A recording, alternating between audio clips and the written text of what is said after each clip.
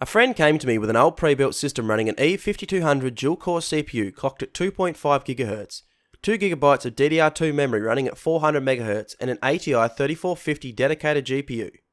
Her two requests were to replace the Vista operating system with Windows 10 and to upgrade the system to be able to run Minecraft for her son as cheap as possible. The first part I chose to upgrade was the RAM. Replace them with two 2GB sticks of RAM rated at 800 MHz for $10 from eBay to replace the slower clock two 1GB sticks which I felt was bottlenecking simple system processors, let alone any games. The second part I felt needed upgrading was the GPU, which I decided the best option was to go with a second-hand GT730 I got off Gumtree for $30. This 2GB Gigabyte 730 will be a great cheap upgrade as it doesn't require any external power connectors due to a low TDP and has a decent enough cooler to keep temps down but still pump out some respectable frame rates for the price. Installation of these parts was a simple process as everything was accessible in this case. Unfortunately there are only two RAM slots available, so I had to scrap the old RAM as well as the 3450 GPU. I upgraded the system to Windows 10 first and benchmarked it by playing both Minecraft and CSGO before installing new upgrades to see the overall improvement. These were the settings I used to benchmark Minecraft, which is extremely stuttery on the old setup with horrible frame rates with a minimum of 3, an average of 23 and a maximum of 42. At this frame rate I would strongly call this game unplayable due to such frequent stuttering. With the upgrades installed I saw an enormous frame rate improvement of 13 minimum, 62 on average and 151 at maximum, which is a great improvement and easily playable.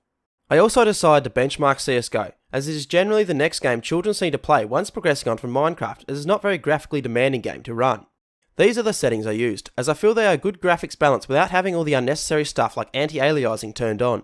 Before the upgrade the computer managed frame rates of a minimum of 5, an average of 9 and a maximum of 12.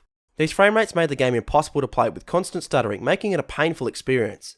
After the upgrade the system managed frame rates of a minimum of 14, an average of 40 and a maximum of 72.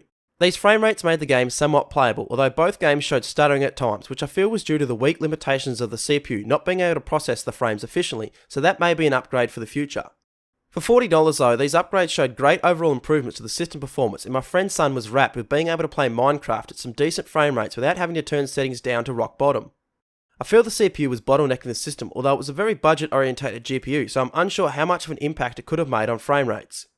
If you were thinking of throwing out your old system and buying or building a new one, why not look into if it's worth throwing in some cheap parts like these to breathe new life back into it without breaking the bank. To answer this video's title, yes we can make this system run Minecraft, and pretty well at that. If you enjoyed this video leave a like, and if you really enjoyed it please consider subscribing for more PC builds and other videos in the future.